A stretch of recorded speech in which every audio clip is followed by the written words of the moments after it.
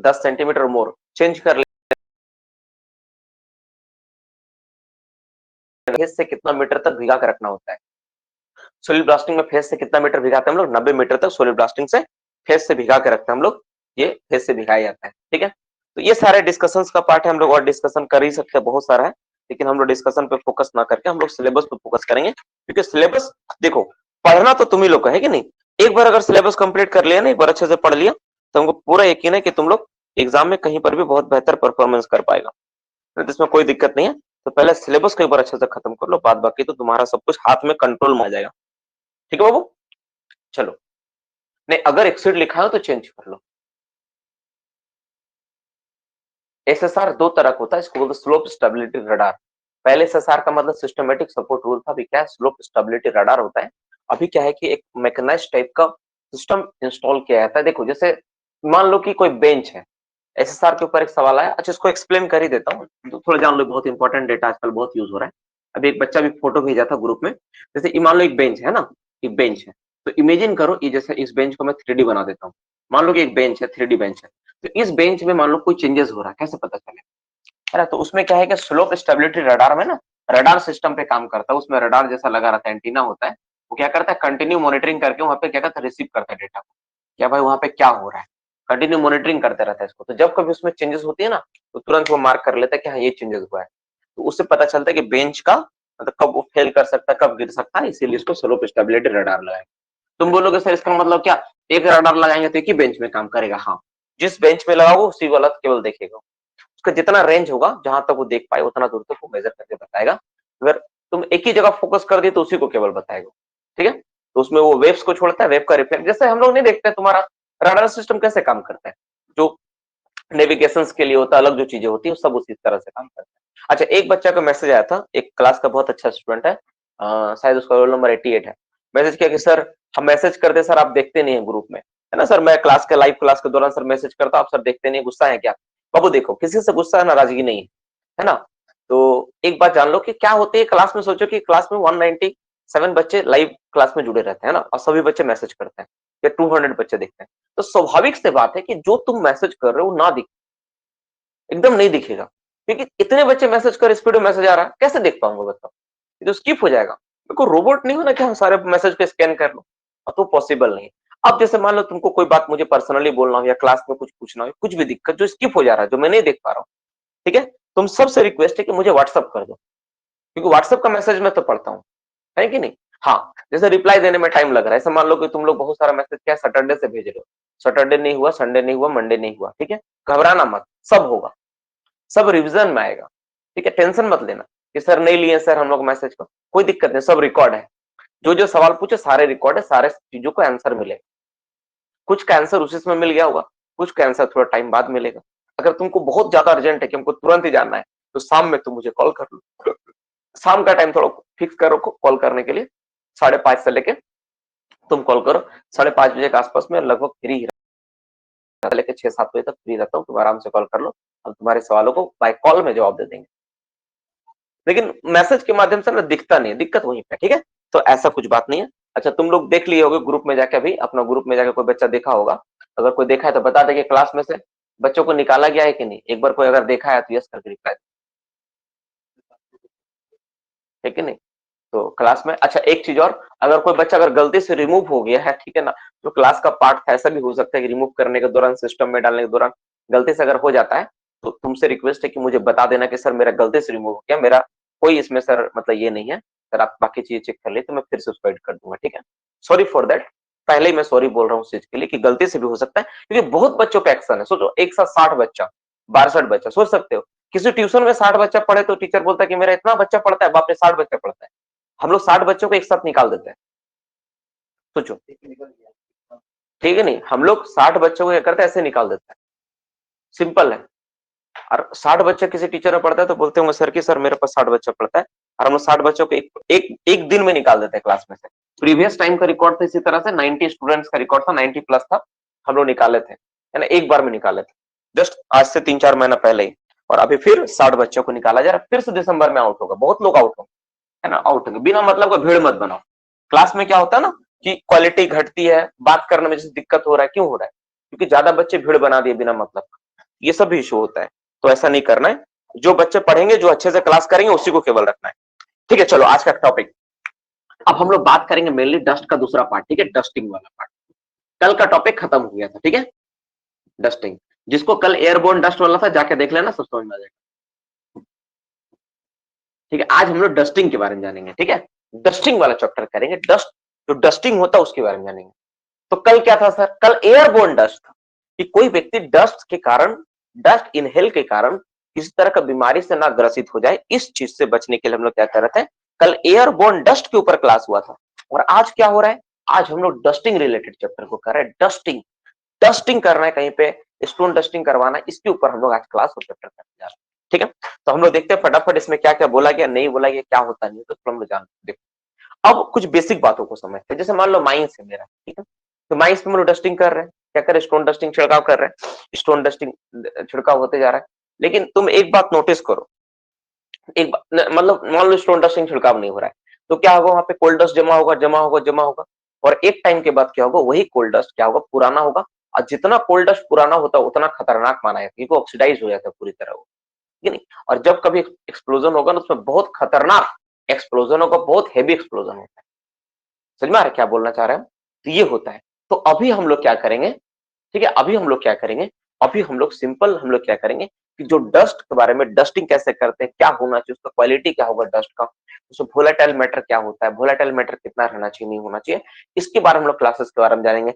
Dusting जो करेंगे, dust करने के बाद कैसे पता चले कि डस्ट मेरा सही क्वालिटी का हुआ है कि नहीं, ये कैसे पता चलेगा? है ना, इसमें बहुत ज्यादा ना दिमाग खराब होता है बहुत बच्चों को कि सर डस्टिंग कर दिए, फिर पता कैसे चले कौन सा बेहतर है, कौन खराब है? इसको हम लोग समझेंगे, जानेंगे। ठीक है ना, कि वो कैसे जान पाएंगे, ठीक है, उसका सैंपलिंग कलेक्शन कैसा होगा, नेचुरल वेटेड प्लेस क्या होता नहीं होता, हम लोग क्लास के माध्यम से जानेंगे। क्योंकि देखो ये जो चैप्टर है ना, पूरा का पूरा सीएमआर जब तुम पढ़ते हो तो तुमको पढ़ने समझ में आया था कि थ्योरी वाला चैप्टर है, तो उसमें ऐसा कुछ नहीं कि हम तुमको डायग्राम बनाएंगे, तो डस्ट का कोई डायग्राम नहीं होता, this is the powder, powder form है, ठीक है नहीं, पाउडर फॉर्म है। हाँ, जहां जहां जरूरत पड़ेगा हम लोग एमसीक्यू क्वेश्चंस के साथ डायग्राम बना बना के एक क्वेश्चन पे डिटेल्स में चर्चा करेंगे, ताकि तुम्हारे मन में किसी तरह का कोई डाउट ना रहे, कभी कोई तरह का चीज ना रहे। तो सबसे पहले हम लोग जानते हैं डस्ट। ये भी चैप्टर दो पार्ट में खत्म होगा। ठीक है, एक इसका पार्ट होगा डस्टिंग वाला पार्ट, इसमें होगा, एक होगा ये जो पढ़ रहे हैं हम लोग अब डस्टिंग वाला पार्ट में, है ना, तो एक वाला पार्ट होगा डस्टिंग, और एक बार होगा dusting and sampling analysis. And sampling कर लो, डस्टिंग एंड सैंपलिंग। तो डस्टिंग और सैंपलिंग दो पार्ट में खत्म करेंगे हम लोग। एक होगा डस्टिंग, जिसमें डस्टिंग करेंगे हम लोग, और दूसरा हम लोग सैंपलिंग करेंगे, उसका सैंपल को लेके एनालिसिस करेंगे। तो वो दो पार्ट में हम लोग इसको खत्म करने वाले। ठीक है, तो सबसे पहले हम लोग क्या करते हैं? डस्टिंग से स्टार्ट करते हैं। ठीक है, देखो, right the percentage of इनकम्बस्टिबल material in dust. देखो क्वेश्चन क्या है, वेरी वेरी इंपॉर्टेंट। ये सबसे इंटरेस्टिंग सवाल, पहला ही पंच मार्क से स्टार्ट हो रहा है क्वेश्चन। पहला ही जो सवाल है ना, एकदम पंच मार्क है। अगर ये समझ लिया ना पहला ही क्वेश्चन अच्छे से, तो तुम इस चैप्टर का लगभग 50% बात तुम्हारा दिमाग में चला जाएगा। अगर ये बात अगर तुम समझ गए कि इसमें क्या लिख, इसका मतलब क्या है सर, इसका इंपॉर्टेंस क्या है इस क्वेश्चन का, अगर ये तुम समझ गए तो लगभग 50% बात तुम्हारा दिमाग में ऐसे चल जाएगा। तो क्वेश्चन क्या बोल रहा है? क्वेश्चन सिंपल है, लिखा हुआ है राइट द परसेंटेज ऑफ, क्या है? राइट द परसेंटेज ऑफ, लिखो राइट द परसेंटेज ऑफ, क्या लिखा हुआ है? इनकम्बस्ट, लिखो इनकम्बस्टिबल मैटर, इनकम्बस्टिबल मैटर, इनकम्बस्टिबल, इनकम्बस्टिबल मैटर, ठीक है, percentage of इनकम्बस्टिबल matter in stone dust.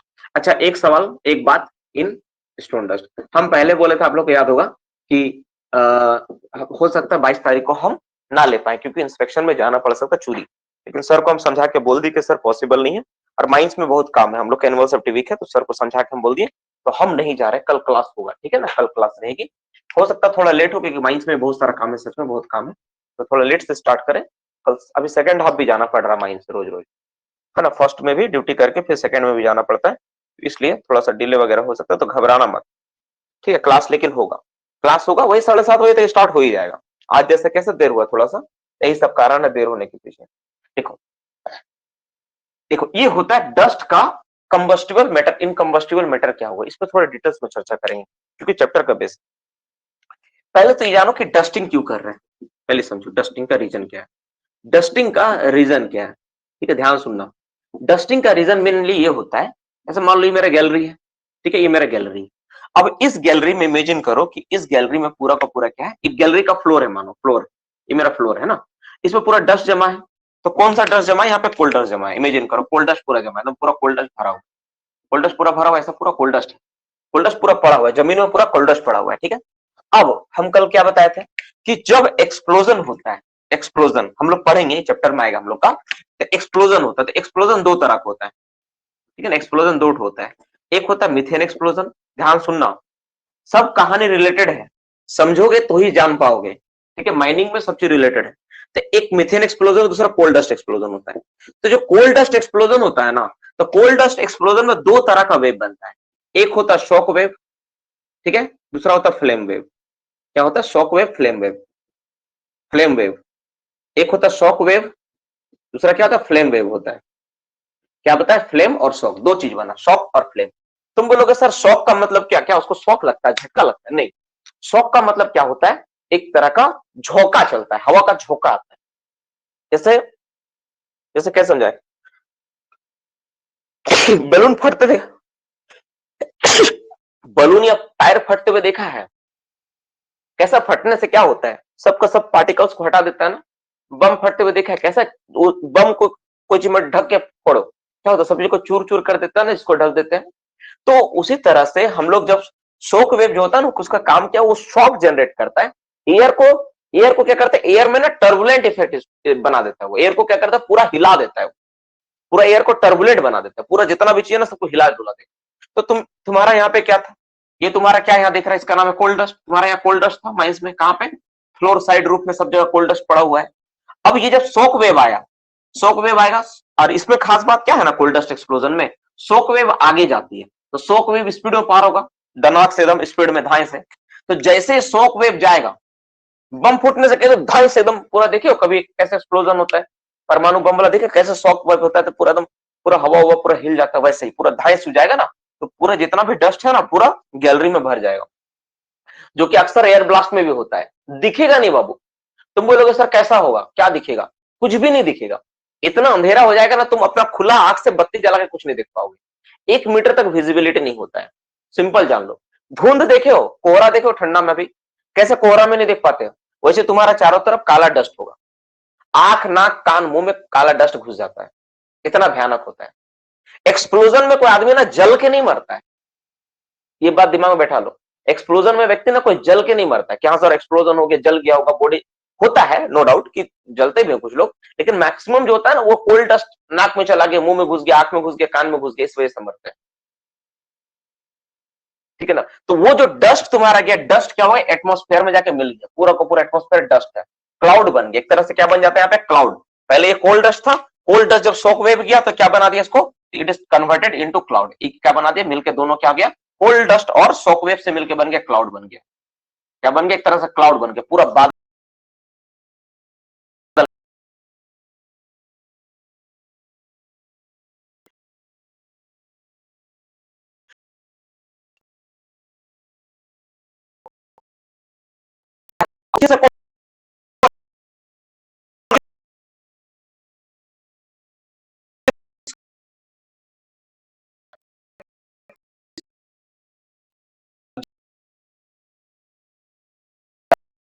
जो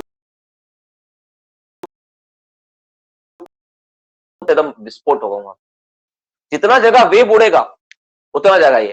फिर देखो जैसे यहाँ पे मान लो एक एक यहाँ पे पूरा क्लाउड फॉर्म हुआ, यहाँ पे वेव गया, पूरा ब्लास्ट हो गया। अब जैसे मान लो कि माइंस यहाँ से यहाँ तक 5 किलोमीटर है, तुम सोचो, तो ये 100 मीटर में हुआ, तो 100 मीटर का इफेक्ट हुआ इतना मान लो। फिर 100 मीटर में जब ब्लास्ट होगा ना, फिर नेक्स्ट अगला 100 मीटर होगा इसके कारण, फिर इसके कारण फिर अगला 100 मीटर में होगा, फिर एक एक करके हर जगह होता रहेगा, जहां जहां कोल्ड डस्ट होगा वहां वहां तुम्हारा एक्सप्लोड होते रहेगा,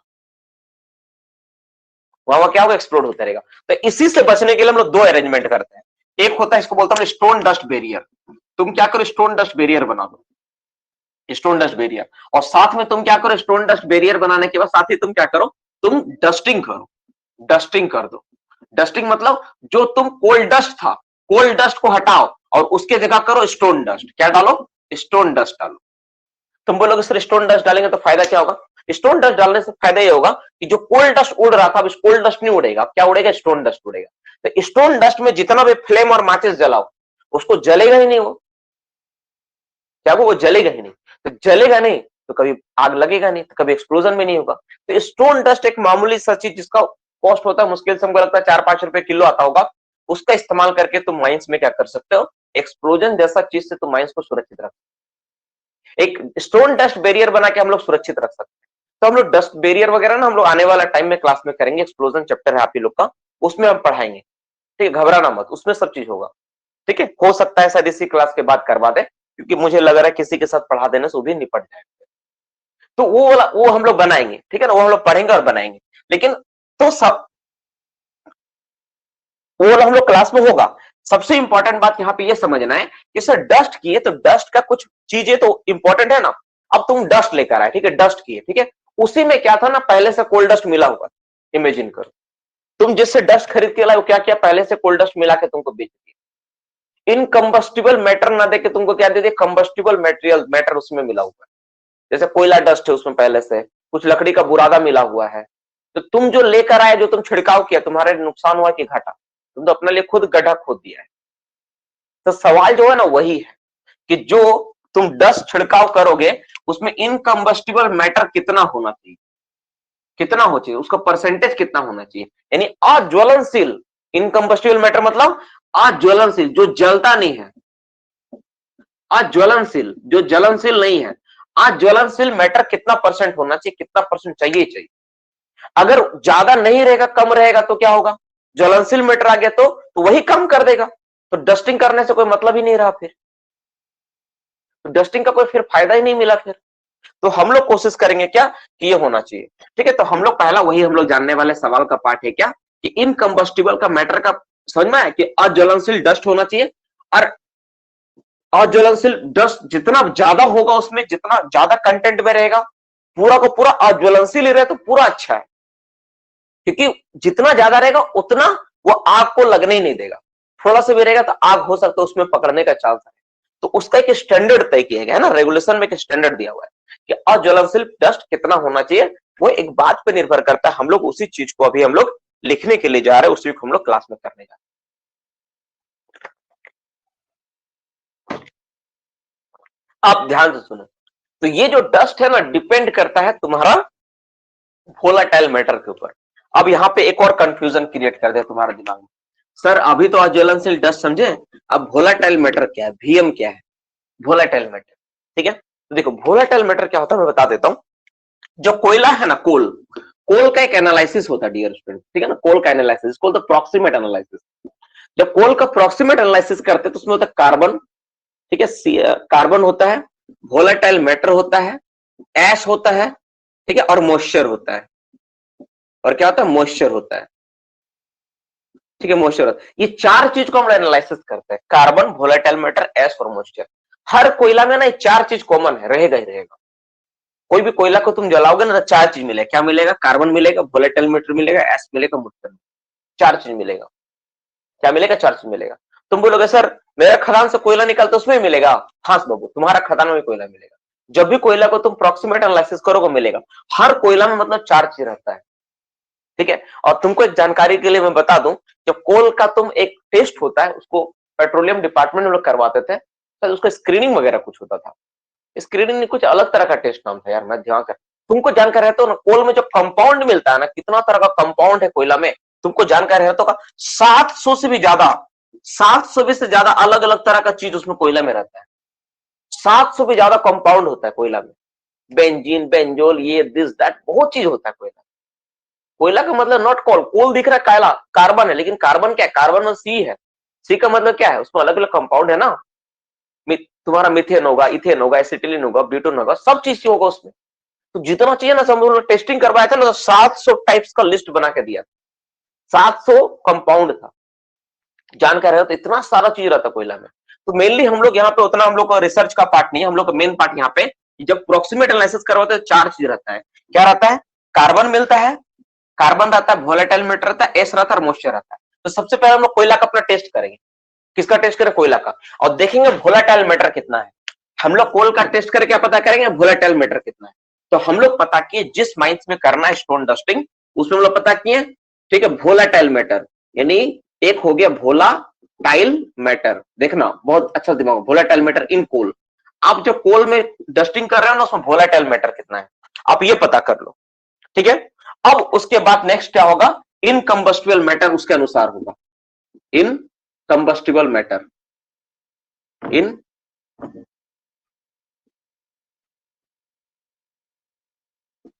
टिबल मैटर, इसके अनुसार होगा। तो जितना आपका क्या होगा, जितना आपका तुम्हारा वोलाटाइल मैटर होगा उसके हिसाब से क्या होगा, इनकम्बस्टिबल मैटर को हम लोग इस्तेमाल करेंगे, उसके अनुसार हम लोग करेंगे, ठीक है। क्लियर हुआ, समझ में आया।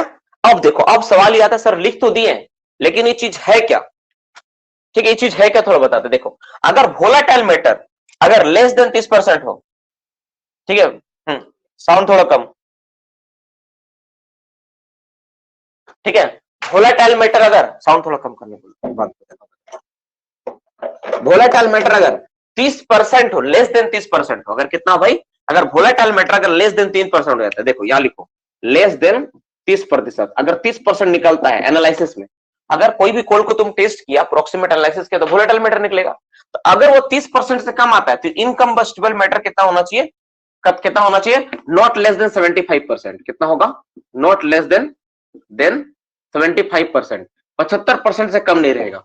और वोलेटाइल मैटर अगर किसी तरह से अगर बढ़ जाता 30 से, ठीक है, इफ एक्सिड 30%, इफ एक्सिड कितना हो जाता है, एक्सिड कितना कर जाता है, 30% से अगर ज्यादा हो जाता है तब ये कितना होगा, नॉट लेस देन 85%, बस यही बात।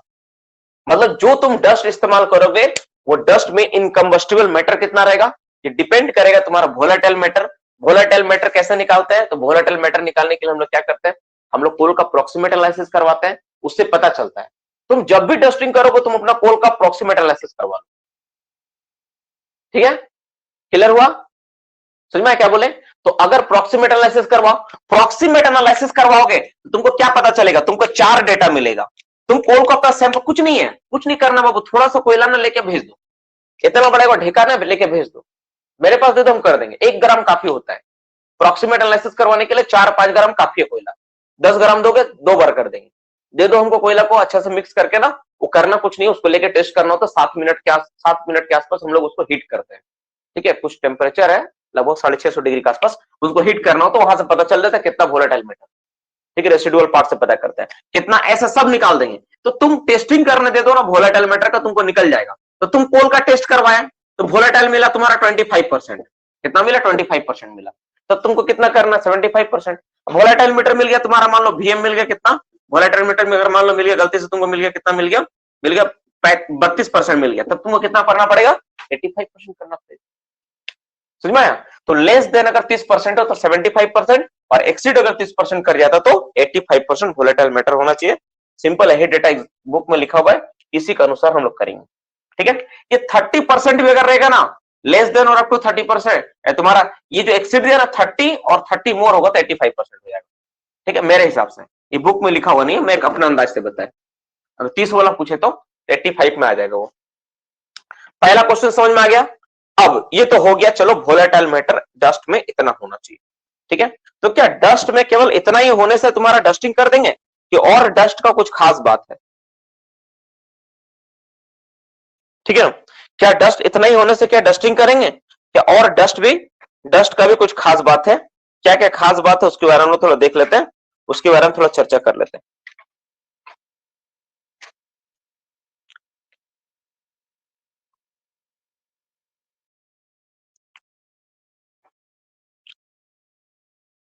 इस नोट में ना मिसिंग क्या हुआ है, चलो एक क्वेश्चन ना लिख के ना जगह छोड़ दो, इसमें मिस है, उस क्वेश्चन को मैं बाद में लिखवा दूंगा, ठीक है। राइट द अदर फीचर या अदर क्वालिटी, जो भी लिखना लिखो, राइट द, ठीक है, अदर लिखो, अभी लिखवा दूंगा, अदर फीचर ऑफ, ठीक है, स्टोन डस्ट। स्टोन डस्ट का ना अदर क्या फीचर होना चाहिए, जैसे वो लिखना है। जैसे उसमें से कुछ बात है, जैसे 1 नंबर, इसमें क्या क्या बात है, 1 नंबर में लिखो सिलिका, जो सिलिका होगा, सिलिका कितना होना चाहिए, सिलिका लेस देन 5% होना चाहिए। सिलिका कितना होना चाहिए, लेस देन कितना होना चाहिए, 5% से कम होना चाहिए, तब तुम उसको करोगे, पहला नंबर।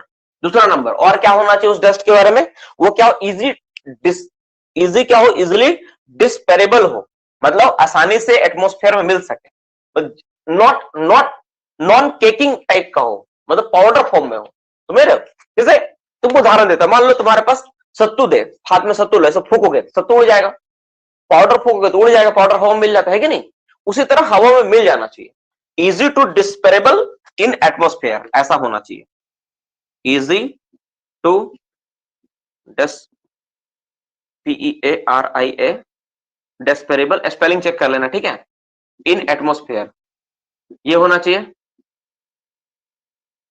एटमॉस्फेयर, ठीक है। और क्या होना चाहिए इसमें, इसके अलावा और क्या होना चाहिए, कलर कलर कलर का बात है क्या, कलर वगैरह का बात है क्या, कलर लाइट कलर होना चाहिए, light colour, light in colour, light in colour, ठीक, ये होना चाहिए।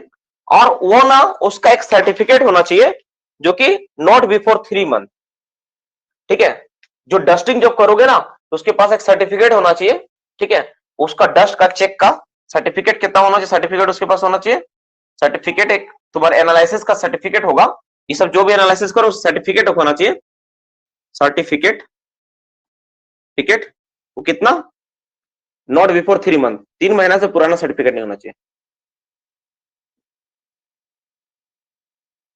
3 महीने से ज्यादा पुराना उसके पास सर्टिफिकेट नहीं होना चाहिए, 3 महीना के अंदर रहना चाहिए। मतलब जब भी तुम डस्टिंग करोगे तो उसका एक सर्टिफिकेट एनालिसिस का कि डस्ट में फ्री सिलिका इतना कम है, ये है वो है, इस सब का एक ये करके ही तुमको ये करना है। 2 लाइन और छोड़ के रखना, हो सकता है कुछ पॉइंट इसमें ऐड करना पड़े, ठीक है, तो उसको हम लोग ऐड करवाएंगे। तो अभी दो सिर्फ सवाल हुआ, 2 पॉइंट हुआ आधा घंटा में, हम लोग बेसिक बात को समझे कि डस्ट का मेन फीचर्स क्या होना चाहिए, डस्टिंग क्यों करते हो समझ में आया, और डस्ट के में इनकम्बस्टिबल मैटर का इंपॉर्टेंस क्या वो समझ में आया।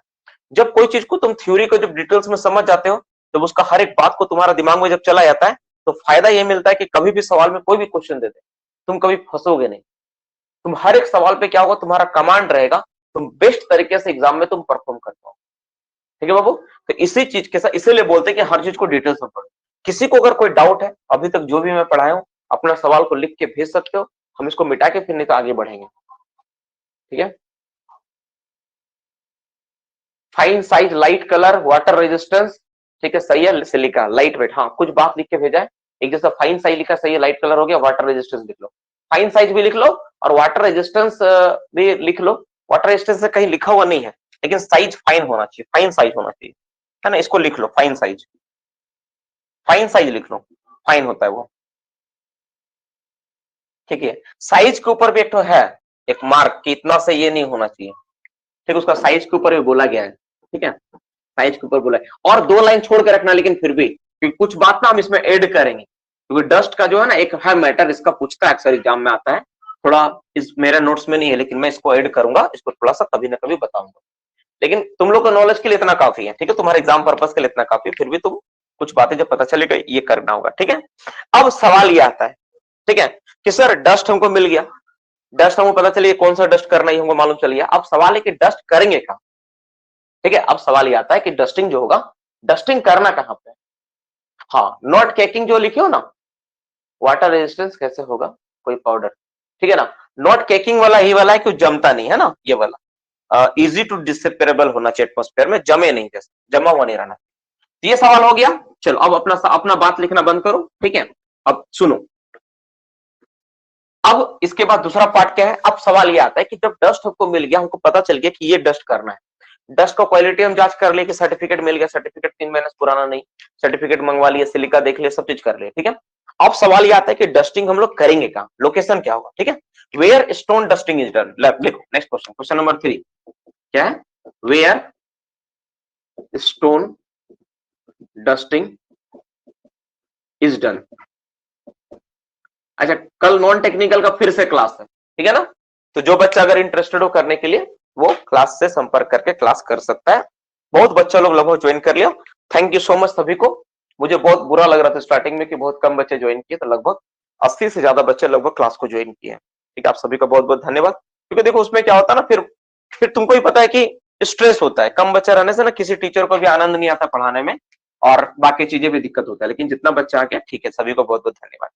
चलो अब इस पे हम लोग बात करते हैं, कहां कहां करेंगे हम लोग, तो एवरी हॉलेज रोडवे कहां होना चाहिए? एवरी हॉलेज रोडवे लिखो, एवरी हॉलेज रोडवे। अच्छा, हॉलेज रोडवे से हमको याद आया कि जो हॉलेज क्लास होगा ना, नेक्स्ट वीक में हम लोग स्टार्ट करेंगे, ठीक है? नेक्स्ट वीक में ये पूरा कोर्स खत्म कर देंगे। बी नंबर कहां करेंगे हम लोग? Every travelling roadway, every every travelling roadway, travelling roadway, travelling roadway haulage roadway में करेंगे, ठीक है? ये हो गया। और कहां करेंगे? In return airway 200 metre from last working phase, in return airway, return airway 200 metre, 200 metre from last working phase, last working phase, जो आप जहां पे काम कर रहे हो जिस फेज में, उस वर्किंग से फेज से 200 मीटर पीछे तक रिटर्न साइड में। जैसे देखो उदाहरण के तौर पे इसको डायग्राम बना के समझाता हूं। ट्रैवलिंग और हॉलेज रोड तो सिंपल है। देखो जैसे मान लो आपका ये पैनल चल रहा है, ठीक है?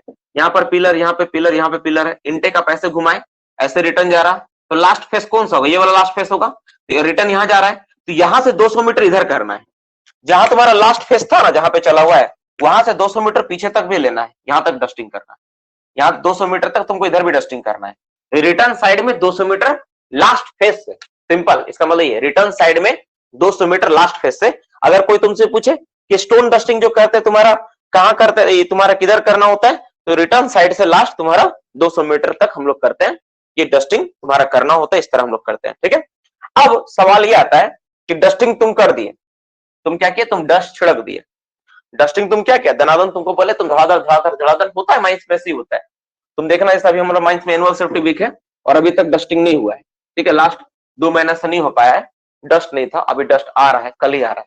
और कल ही हम लोग देखेंगे कि जितना माइंस है ना, पूरा डस्ट एक दिन में ही हो जाएगा कंप्लीट। जो पूरा 3 महीना 6 महीना में नहीं होता है, वो एनुअल सेफ्टी वीक के समय और ऐसा बस समय 1 ही 2 दिन में पूरा कंप्लीट हो जाता है, सारा वर्क हो जाता है। सोच नहीं सकते तुम क्या मतलब इफेक्टिवली हम लोग में ना, कोल इंडिया में ना, वर्कर के पास ना एफिशिएंसी की कमी नहीं है। मैं देखा हूं ना, मतलब क्षमता की कमी नहीं है, वो बहुत क्षमता है, हेवी क्षमता है, ह्यूज क्षमता है। जितना प्राइवेट कंपनी वाला नहीं करता उससे ज्यादा हम लोग कर सकते हैं। लेकिन पता है क्या मतलब वो ना, वो नहीं दिखता, मतलब क्या बोलते हैं, एक तरह से जो एफिशिएंट मेंटेलिटी नहीं है, मतलब मेंटेलिटी, सोच नहीं है कि हमको करना ही है। जब कोई टीम आएगा ना, एकदम फटाफट फटाफट एकदम एक से एक सारा का सारा व्यवस्था एकदम फटाफट हो जाता है। लेकिन रेगुलर बेसिस पे नहीं हो पाता है। हम लोग भी देखते हैं रेगुलर बेसिस पे, कुछ कुछ जगह पे होता है, कुछ कुछ माइंस में तो होता है, हमारे माइंस में भी होता है, लगभग बहुत अच्छा होता है। लेकिन सब माइंस में ऐसा नहीं देखने को मिलता है, कुछ कुछ माइंस में कमी रही जाती है ना, रही जाती है कुछ कुछ। तो चलो ये हो गया कि मेंटेलिटी में थोड़ा प्रॉब्लम है, इसमें कोई दो राय नहीं है। चलो तो हम लोग क्या किए? डस्टिंग किए। डस्ट कैसे किए? हम लोग डस्ट लिए, डस्ट का हम लोग छिड़काव किए, डस्ट छिड़के डस्ट छिड़के डस्ट छिड़के। आजकल तो मशीन भी होता है डस्ट छिड़कने के लिए। तो डस्टिंग तुम पूरा को पूरा कर दिए, रूफ साइड फ्लोर सब जगह, है ना? रूफ साइड फ्लोर, ब्रैकेट में लिख सकते हो तुम ये भी, रूफ साइड फ्लोर तीनों में करना होता है ना। 8 कहां करते हैं हम लोग? रूफ साइड, मतलब साइड वॉल में और फ्लोर में करते हैं। अब देखो, अब तुम डस्ट किए, अब नेक्स्ट पार्ट क्या होगा? यानी डस्टिंग वाला पार्ट तुम्हारा हो गया कि डस्ट तुम छिड़क दिए, तुम्हारा डस्टिंग खत्म हो गया। यहां तक समझ में आए कि नहीं? तुम डस्ट छिड़के तो तुम्हारा डस्टिंग का पार्ट क्या होगा? डस्टिंग का कहानी क्या हो गया? तुम्हारा डस्टिंग का कहानी खत्म हो गया। डस्ट वाला पार्ट, डस्टिंग तुम्हारा खत्म हो गया। डस्टिंग किया, डस्टिंग का पार्ट खत्म। अब क्या करना है? अब जो तुम डस्ट किए हो, डस्टिंग किए हो, वो सही परिमाण में सही तरह से हुआ है कि नहीं, उसकी जो गुणवत्ता है वो ठीक ठाक है कि नहीं, अब इसका जांच करना होगा। तुम सोच के देखो, हम डस्टिंग किए, डस्ट छिड़क दिए, तो क्या मेरा खत्म हो गया ड्यूटी? पतला करके मार दिया, थोड़ा थोड़ा गिरा दिया तो सही नहीं हुआ है, तो मोटा नहीं हुआ तो क्या होगा? दिक्कत होगा फिर। तो डस्ट का क्वालिटी जांच करने के लिए नेक्स्ट टॉपिक क्या है? सैंपलिंग। अब हम लोग किस पे पढ़ेंगे? हम लोग सैंपलिंग पे चर्चा करेंगे। सैंपलिंग क्या होता नहीं होता है, इस पे हम लोग चर्चा करेंगे क्या होता है। देखो अब एक चीज समझना पड़ेगा हम लोगों को। क्या समझना पड़ेगा? समझना ही पड़ेगा कि जो सैंपलिंग हम लोग करेंगे तो पूरा माइंड से हमको सैंपल लेना है, ठीक है? अब तुम सोचो, अगर हम तुमको बोले कि ठीक है, तुमको बताना है कि पूरा देश में, ठीक है, पूरा देश में, या फिर तुम्हारा हम बोले तुम्हारा डिस्ट्रिक्ट में, जिला में कितने लोग, ठीक है, तुम जैसे मान लो तुम्हारा डिस्ट्रिक्ट है, ठीक है, तुम्हारा डिस्ट्रिक्ट है, तो कितने लोग अमीर हैं, कितने परसेंट लोग साक्षर है, तो तुम कैसे बताओगे? तुम बोलोगे सर एक काम करते हैं हम, सर हर गांव में हम देखेंगे कि इस गांव में 2 गांव 3 गांव, इस तरह जितना भी मेरा डिस्ट्रिक्ट में जितना भी गांव है हम हर गांव को टारगेट लेंगे और देखेंगे इस गांव में एवरेज कितना, इस गांव में कितना, इस गांव में इतना, इतना करके चेक कर लेंगे और टोटल एक साथ बता देंगे। तुम तुम क्या ऐसा करेगा कि एक वो गांव जो तुम अपना गांव है अपना गांव में गया और गिन लिया कि इसमें भाई इसमें 100 आदमी क्या साक्षर है और 600 आदमी साक्षर नहीं है, तो क्या उस डेटा पे पूरा क्लियर होगा? कभी नहीं होगा। तुमको क्या करना पड़ेगा? तुमको पार्ट में डिवाइड करना पड़ेगा। उसी तरह जब सैंपलिंग हम लोग करते हैं ना, तो सैंपलिंग का क्वालिटी क्या हुआ है, पूरा माइंस में कितना अच्छा सैंपल हुआ है कि नहीं, हमको क्या करना पड़ेगा, पूरा माइंस को पार्ट में डिवाइड करके करना होता है, एक एक पार्ट में डिवाइड कर करके। यही वाला इंपॉर्टेंट पार्ट है, इसी में फंसते हो, इसी में मिस्टेक होता है बच्चों से। तो हम लोग कैसे करेंगे माइंस में, जो सैंपलिंग हम लोग कर रहे हैं, जो सैंपलिंग हम लोग करेंगे, जो सैंपल का जांच लेंगे ना, तो सैंपलिंग का जांच कैसे होगा, इसका तरीका क्या, हम लोग उसी के बारे में पढ़ेंगे, उसी मेथड में हम लोग जानने वाले हैं कि क्या होता नहीं होता है। तो सबसे पहला क्वेश्चन इसमें आता है, राइट द, ठीक है, right the method of sample collection. Question क्या है, राइट द मेथड, जल्दी खत्म करते हैं, ठीक है, मेथड ऑफ, ठीक है, सैंपल कलेक्शन। सैंपल मतलब कौन सा सैंपल, डस्ट सैंपल है ना, dust sample collection.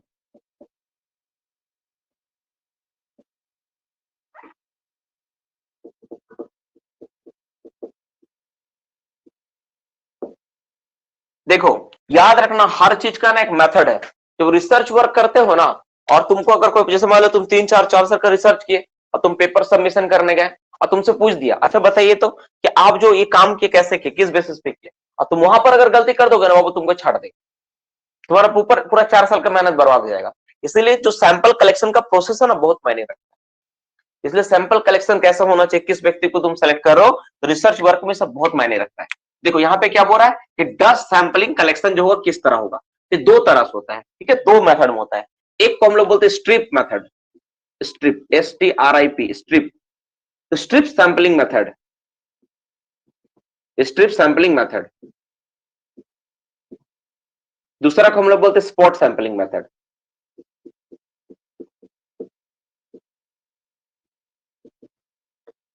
Spot sampling method, इस पर हम लोग चर्चा करेंगे थोड़ा देर बाद, ठीक है। एक क्या होता है मेरा स्ट्रिप सैंपलिंग मेथड होता है, दूसरा क्या होता है स्पॉट सैंपलिंग मेथड। ये दो तरह से हम लोग क्या करते हैं, हम लोग सैंपल करते हैं, हम लोग सैंपल लेते हैं, ये दो तरह से होता है, ठीक है। तो अब सवाल ये आता है कि स्ट्रिप सैंपलिंग मेथड क्या है, नहीं है, इस पर हम लोग चर्चा करेंगे और इस पर हम लोग जानेंगे। तो सबसे पहले एक सवाल आता है, पहले हम लोग एक सवाल पे हम लोग जाएंगे, उसके बाद इस क्वेश्चन को करेंगे तो ज्यादा मजा समझ में आएगा। क्वेश्चन क्या है, right the size of zone and सब जोन, ठीक है, लिखो। क्वेश्चन क्या, इसको मिटा के लिखूंगा, पहले दोनों लिख लो, यहाँ पे पहले दोनों लिख लो, फिर मैं समझाता हूँ। ये दोनों पहले कर लो, ठीक है, लिख लिया ना, इसको पहले मिटाऊंगा इसमें, क्योंकि जगह नहीं, इसको नीचे एक्सप्लेन करना पड़ेगा। हो गया, देखो अब इसको मिटा रहे हैं, ठीक है, मिटा रहा हूं। स्ट्रिप स्पॉट है, सवाल क्या है, राइट द, क्वेश्चन क्या बोल रहे हैं, क्वेश्चन बोल रहा है right the right the size of zone and सब जोन। क्वेश्चन है राइट द, ये लिखो, राइट द, इस सब पे एक्सप्लेन होगा, अभी खत्म नहीं हुआ है, अभी स्टार्ट हुआ है। Right the size of zone and सब जोन, सब जोन, ठीक है, जोन, सब जोन, सब जोन क्या है इसके बारे में बताइए, ठीक है, इसका साइज क्या था बताइए। अब सवाल ये आता है कि सर सब कुछ पढ़ाते पढ़ाते अचानक से जोन, सब जोन, ये सब क्या आ गया, क्या हम लोग कोई गांव देहात के बारे में पढ़ रहे हैं कि उसका जोन डिवाइड करेंगे कि इसका ये जोन है, या कोई फिल्म देख रहे हैं कि सर गुंडा है, इसका जोन ये होगा, इसका घर ये, इसका इलाका ये, लोकेशन है, नहीं। देखो वो तुम सिंपल सोचो, तुम इमेजिन करो, माइंस क्या होता है, माइंस में अगर ट्रैवलिंग और होलेज रोड में देखोगे, ट्रैवलिंग रोड में, होलेज रोड में तुम सैंपलिंग किया तो तुम देखो ट्रैवलिंग रोड में बहुत लंबा, बहुत मतलब बहुत लंबा, इतना लंबा मतलब बहुत लंबा है, बीच में ब्रेक लाइन दे दो। यहाँ पे तुम देखो होलेज रास्ता, उसी तरह तुम देखो तो होलेज रास्ता भी क्या होता है, बहुत लंबा, मतलब स्टार्ट हो रहा है और लगभग तुम्हारा 2 किलोमीटर तो हर जगह होता ही है, एवरेज 1 किलोमीटर 2 किलोमीटर तो कॉमन रहता ही रहता है। तो इतना इतना लंबा क्या होलेज रोड में, ट्रैवलिंग रोड में, ठीक है। अब इसमें तुम क्या किया है, इसमें तुम क्या किया, डस्टिंग किया, क्या किया इसमें, डस्टिंग किया। हम डस्टिंग को ना कौन कलर से बनाते हैं, हम डस्ट को ना ग्रीन कलर से बनाते हैं।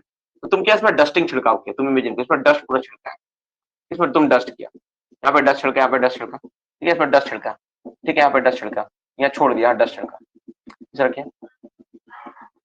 देखो डस्ट छिड़का, अब बीच में इतना गायब कर दिया। अब तुमको हम बोले बताओ कि डस्टिंग सही हुआ है कि नहीं, डस्टिंग सही हुआ है कि नहीं।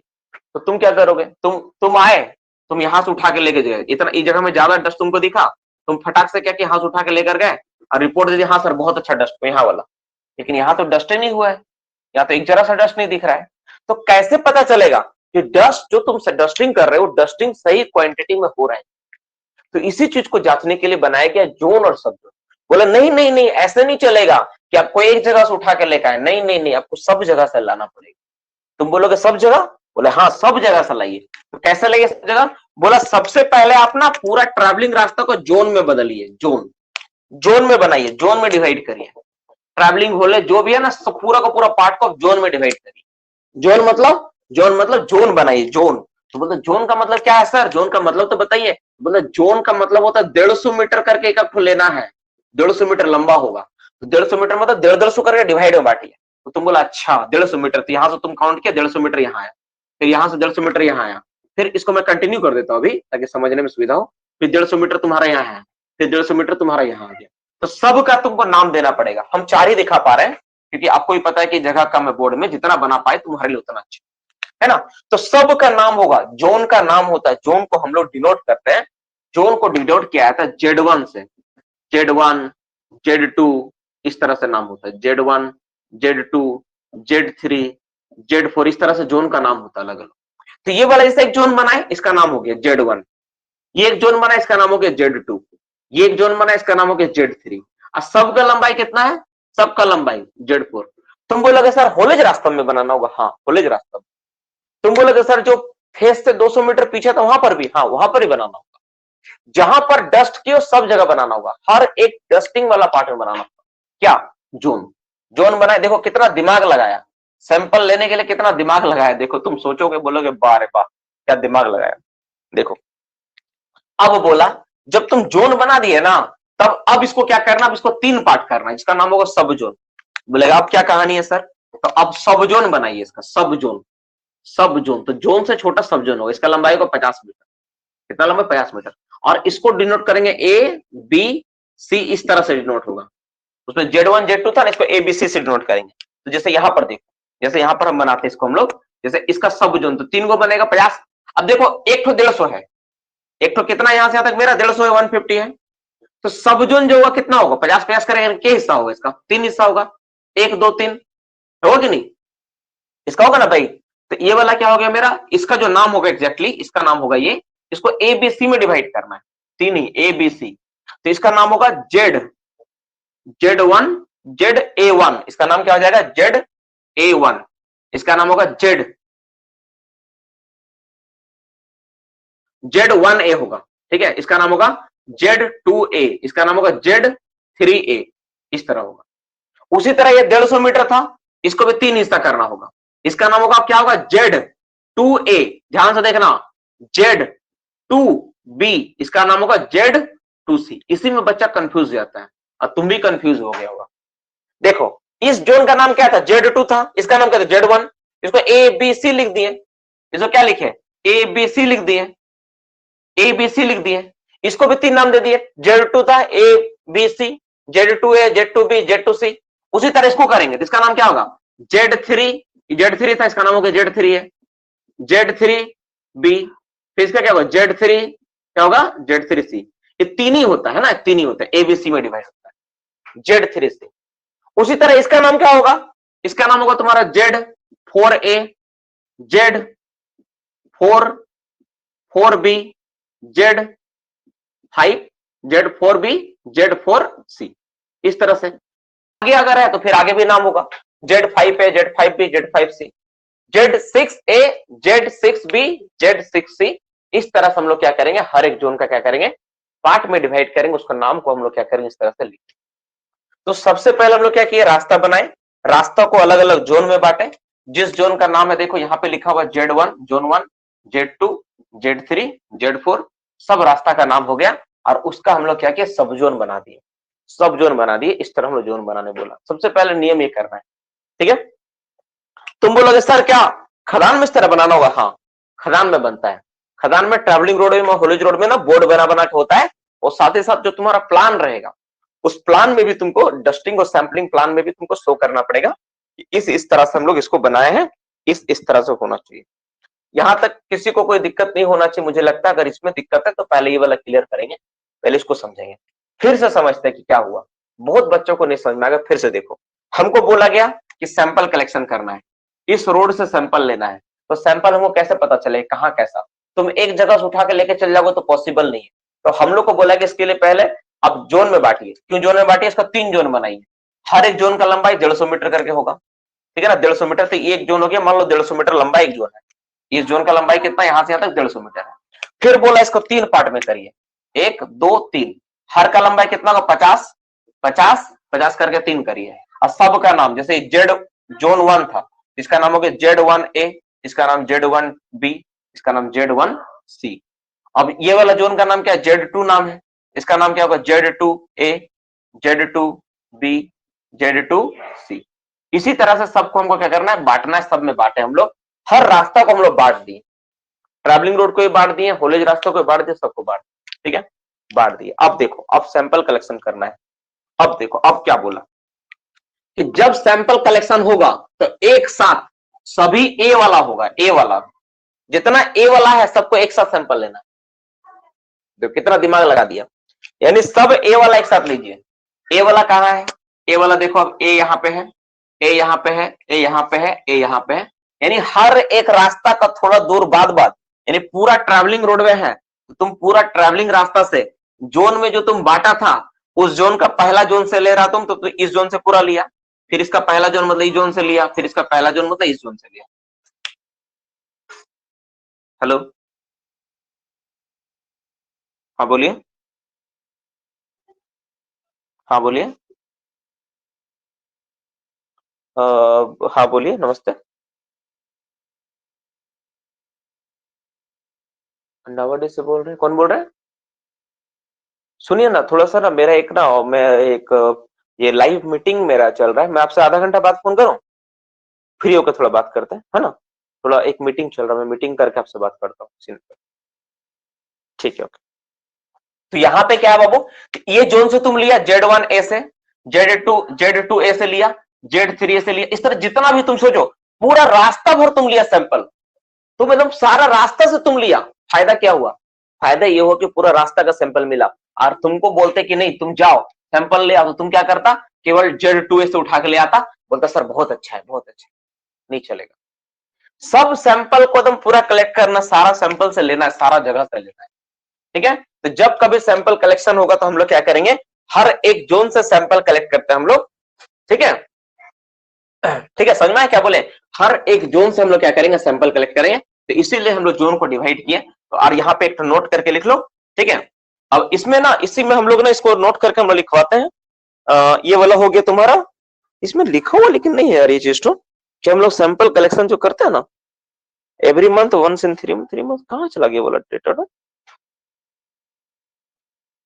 रुको, तो लिखो। तो हम लोग सैंपल जो करेक्ट करेंगे ना, तो एवरी सब जोन से हम लोग मंथली करेंगे, ठीक है। द सैंपल लिखो, the sample shall be collected. कौन है? हेलो, हाँ बोलिए। हाँ सुनो ना, क्लास ले रहा हूँ, वो क्लास के बाद फोन करना, ठीक है, 9:40 में फोन करो। देखो, तो the sample shall be collected, ठीक है, from every zone, every zone, ठीक है, वंस इन ए, क्या होगा बताओ? वंस इन ए, कौन बताएगा?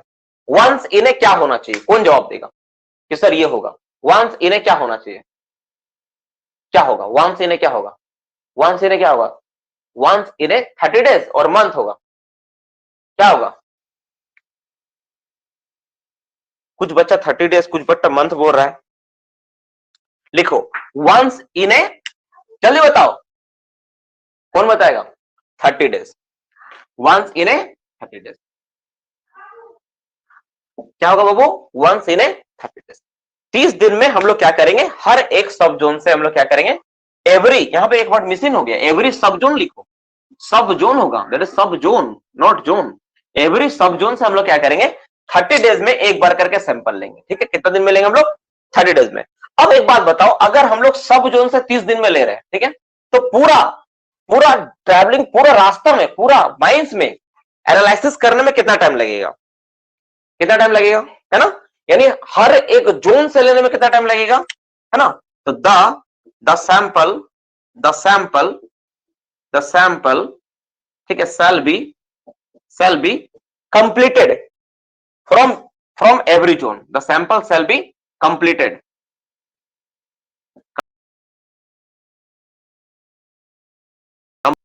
फ्रॉम एवरी जोन, हर एक जोन से, सब जोन नहीं, अब एवरी जोन 150 मीटर का मैं बात कर रहा हूं, एवरी जोन।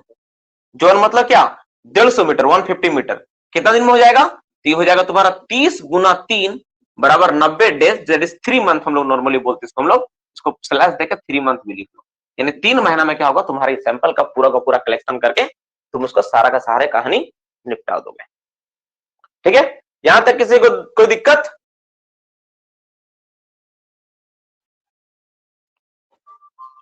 कौन इतना फोन कर रहे हैं आज? अब मैसेज कर देता हूं, कॉल पे कॉल किया जा रहा है। ठीक है, कोई दिक्कत? एकदम बेसिक तरीके से आपको समझाया गया, वो पूरा किताब पढ़ोगे ना आप, मतलब मैं डस्ट वाला ऐसा है ना, हिंदी वाला जो मीडियम पढ़ता है ना, हिंदी बुक पढ़ने के बाद में ना बच्चे लोग नहीं समझ पाते। सच में बहुत इरिटेटिंग चैप्टर है और बहुत अजीब है, क्योंकि अच्छा से नहीं लिखा हुआ है।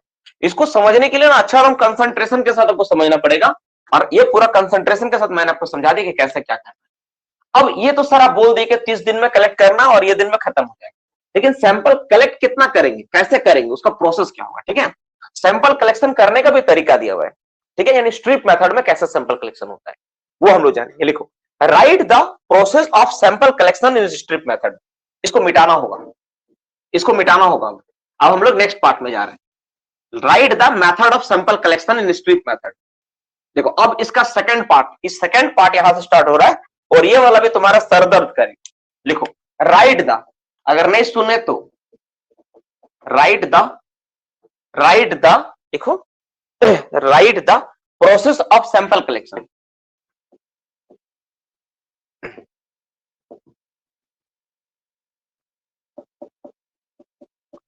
इन स्ट्रिप मेथड।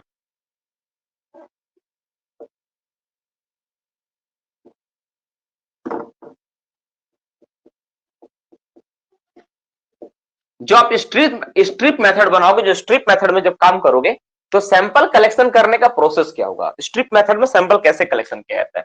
अब सुनो, जैसे मान लो डियर स्टूडेंट्स कि आपका क्या है, ये होलेज रास्ता, ये आपका कोई रास्ता है। ठीक है, आप क्या किए, आप इसको 150 मीटर करके 3 भाग में डिवाइड किए, जैसे 50-50 करके था, एक 150 मीटर बना, सो 50-50 कर 3 भाग था। ठीक है, अब हम तुमको बोले कि तुमको सैंपल कलेक्शन करना, जब सैंपल लिया तुम क्या करे, सब उठा के ले आएगा कि सर इतना डस्ट मिला, उसका भी तो लेने का तरीका होगा ना, कितना कैसे लेना है। तुम डिसाइड किया कि हम आज Z1A वाला ही लेंगे, यानी Z1A, Z2A, Z3A, यही वाला तुम लेने का डिसाइड किया। तुम इतना ही मान ले, तुम इतना ही सोच के जा रहे कि हमको इतना ही लेना है, इतना सही लेना है, Z2A, Z3A ही से लेना है, यानी A वाला ही तुम डिसाइड किया। आज का महीना में तुम्हारा A वाला ही टारगेट है, A सब जोन का ही टारगेट है महीना का। ठीक है, लेकिन क्या पूरा महीना वाला उठा के लाएगा, कहां से लेकर आएगा, उसका लेने का मेथड क्या होगा, कैसे तुम लोगे सैंपल, इस पर बात आ रहा है। कि जो तुम्हारा 50 मीटर, तुम्हारा देखो 50 मीटर है, ये समझो, ये कितना यहां से यहां तक कितना 50 मीटर है, 50 मीटर, 50 मीटर कोई छोटा मोटा जगह नहीं है, तो 2 पिलर लगभग होता है। तो लगभग 2 पिलर में रूफ साइड फ्लोर पे डस्ट पड़ा हुआ है। अब तुमको हम बोले कि जाओ वहां से डस्ट सैंपल कलेक्ट करके लाओ, तो तुम जाके कैसे लाएगा, किस तरह से लाएगा, और वो भी एक जगह नहीं, हर जगह से लेना 50-50 मीटर के बाद तो कैसे लेगा, उसी मेथड को हम लोग क्या करेंगे, यहाँ पे लिखेंगे, उसको एक्सप्लेन करेंगे और जानेंगे। ठीक है, तो हम लोग क्या करते हैं, इसमें स्ट्रिप बनाते हैं, इसका नाम क्या है, स्ट्रिप मेथड। इसको हम लोग क्या बोलते हैं, स्ट्रिप मेथड। स्ट्रिप का मतलब क्या होता है, स्ट्रिप का मेथड पट्टी, क्या होता है, पट्टी, चौड़ी पट्टी को हम लोग स्ट्रिप बोलते हैं, है ना। जैसे इमेजिन करो, ऐसा मान लो कि मेरा हाथ में जैसे ये देखो, जैसे एक उदाहरण दिखाता हूं, तो ये क्या एक तरह का पट्टी है, ये जो तुम देख रहे हो क्या है, दिस इज पट्टी, एक तरह से ऐसा चौड़ा पट्टी हम लोग बनाएंगे। स्ट्रिप मतलब पट्टी बनाएंगे, पट्टी बना के लेंगे। तो पट्टी कैसा बनाओगे आप, समझाते हैं हम लोग। ठीक है, उसको बोलते हैं स्ट्रिप, इसको क्या बोलते हैं, स्ट्रिप। स्ट्रिप का मतलब पट्टी होता है। तो पट्टी जब तुम बनाओगे तो गैलरी में पट्टी बनाना हो। ठीक है, हम लोग क्या करेंगे,